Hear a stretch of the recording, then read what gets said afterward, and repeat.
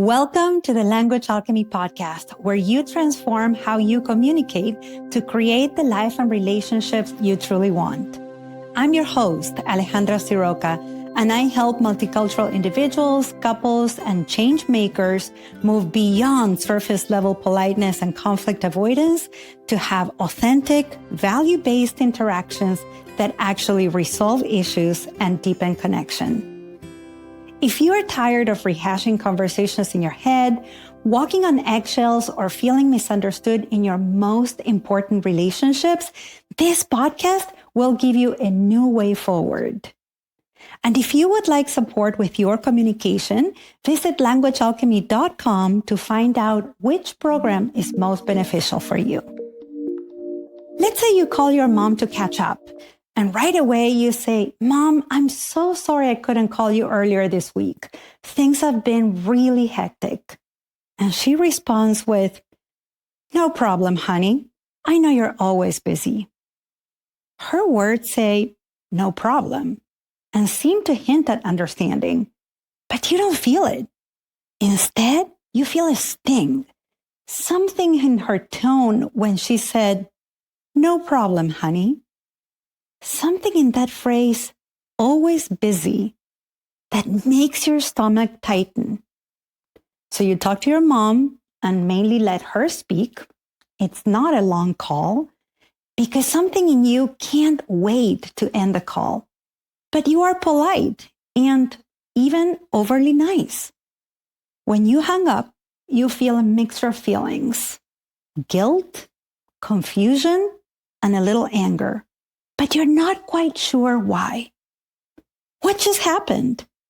What happened is that your mom used passive-aggressive communication.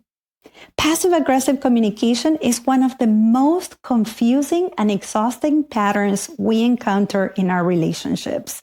And when we don't understand it, we can spend years caught in a cycle of confusion, guilt, and resentment. Now, passive-aggressive is so complex that I can't just talk about it in one episode. I mean, not in the way that I believe is going to be very helpful or transformative for you.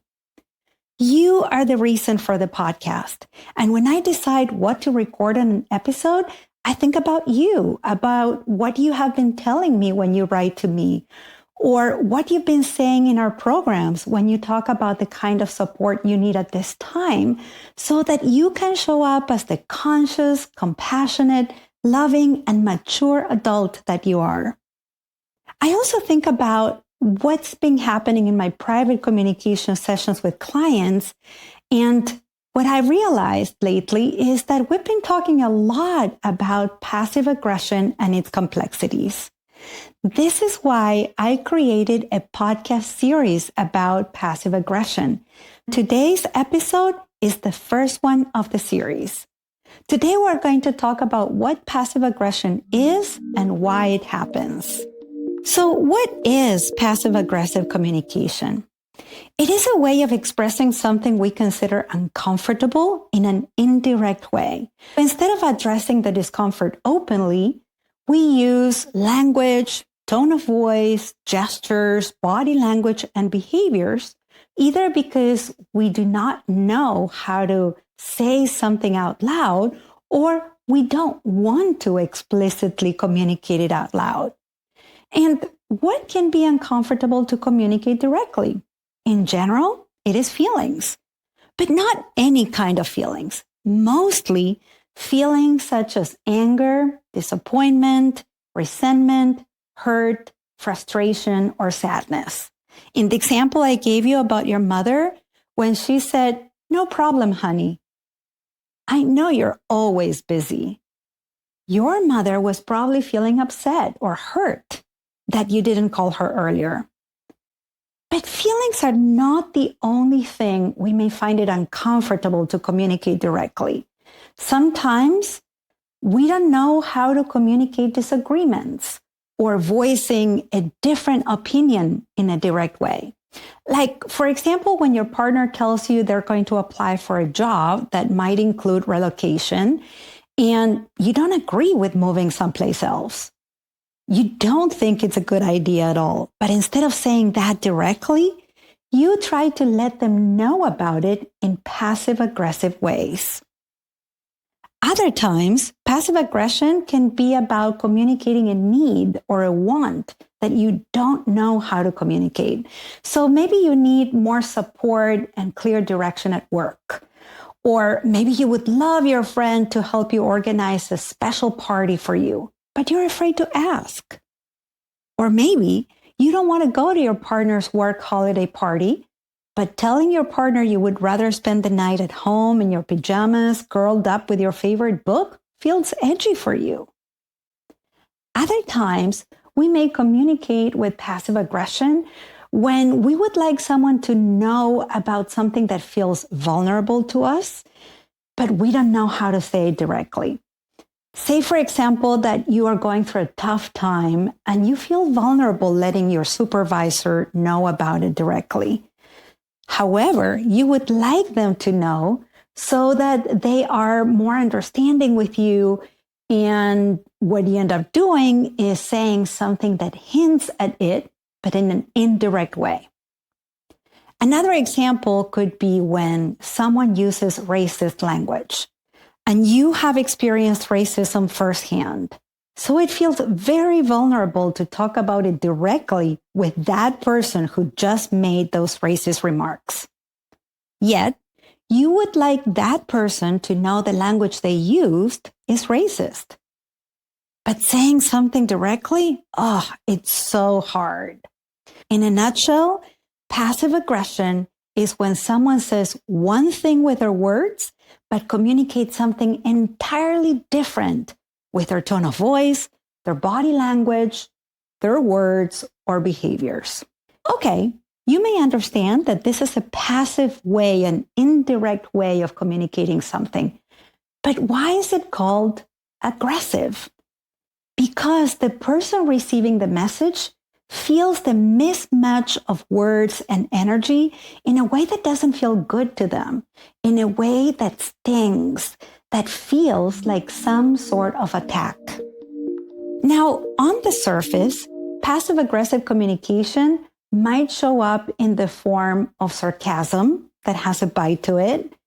It could also show up as backhanded compliments, silent treatment, subtle digs disguised as jokes, or agreeing to something, but then quote unquote forgetting to do it, or saying, I'm fine, when clearly something is wrong, or guilt tripping someone without directly stating what's bothering you.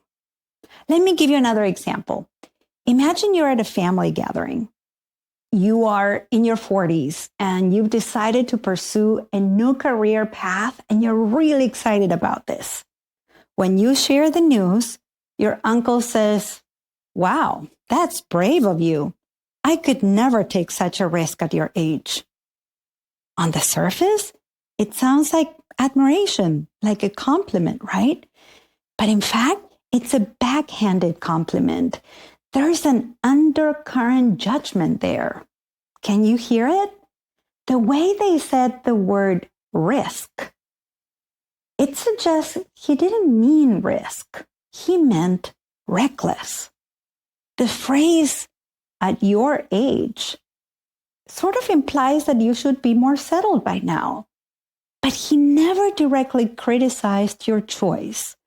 So if you react to the criticism you sensed, you might sound like you're overreacting.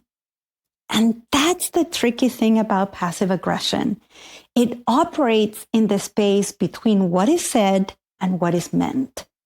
And it leaves the person on the receiving end feeling confused, questioning their perception, and often absorbing guilt or shame that isn't theirs. This is because passive aggression, being an indirect way of communicating, has lots of subtleties. And now let's talk about why passive aggression happens. And before I go any further, I want to approach this topic with compassionate understanding. People who communicate with passive aggression are not bad people. They're wonderful, good, loving humans just like you who happen to be reacting. Passive-aggressive communication is a reactive pattern that happens in the face of one of these four things. Number one, fear of conflict. Many people grew up in environments where direct conflict was dangerous, emotionally or even physically.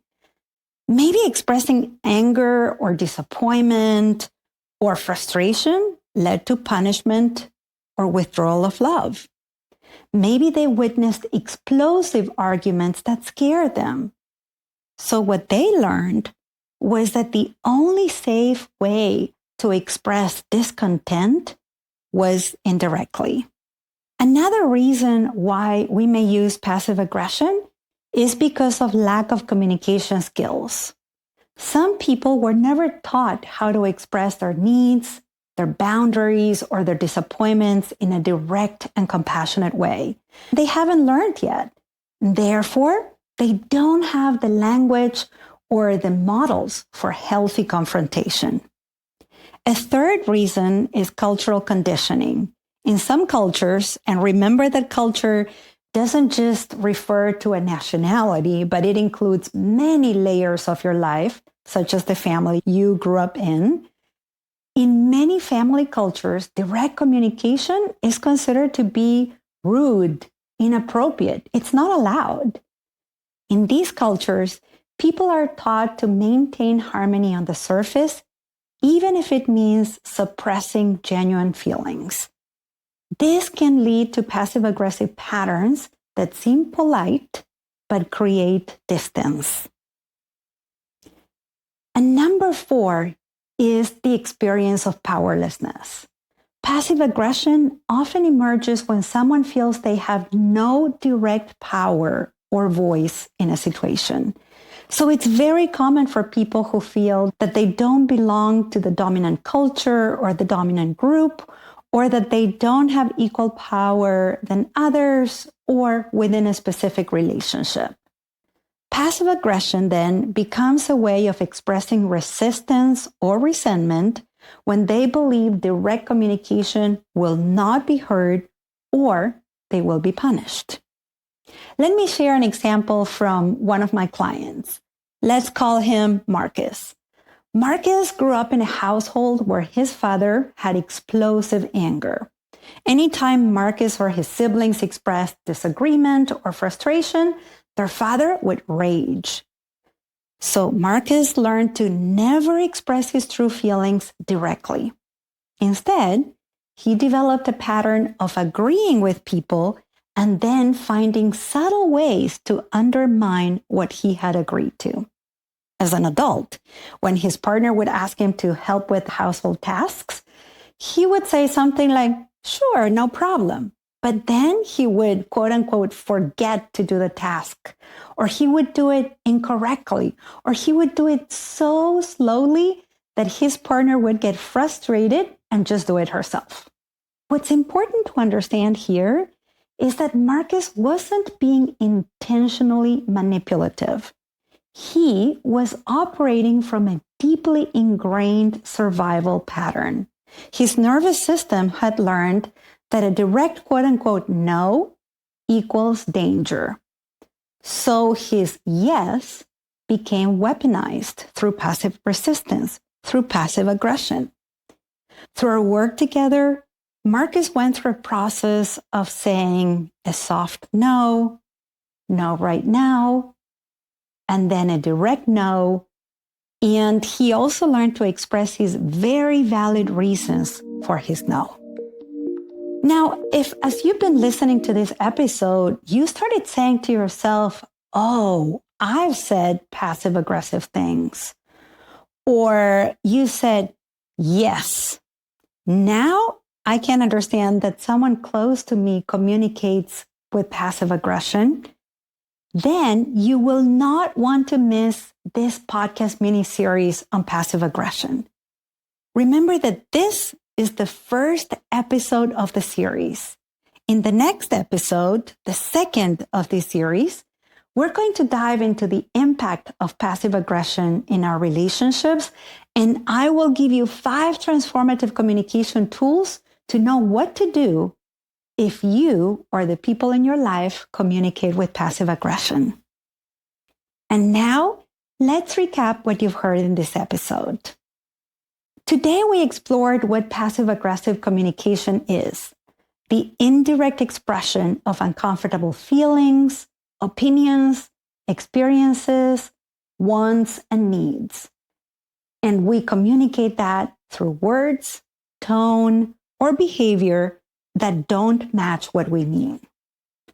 I also discussed 4 reasons that can be underneath the reactive pattern of communicating with passive aggression.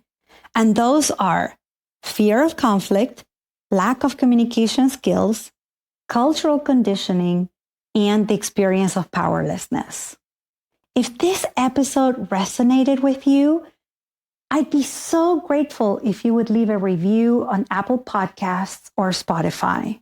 Your reviews help others find the podcast so that they can also learn to communicate with greater awareness and bring more peace and love to their relationships and the world for the benefit of all beings. And please, share this episode with someone who might benefit from understanding passive-aggressive communication. Sometimes the greatest gift we can give someone is helping them put language to their experience. And if you'd like some support with your communication, visit languagealchemy.com to learn about our programs that help you communicate with clarity, confidence, and compassion so that you can have healthy relationships and a fulfilling life. Thank you so much for listening, and a special thanks to all the listeners from Africa, most specifically to all of you in Nigeria, Egypt, Ethiopia, Ghana, and Tunisia. Until next episode, and as we say in Argentina, ciao ciao!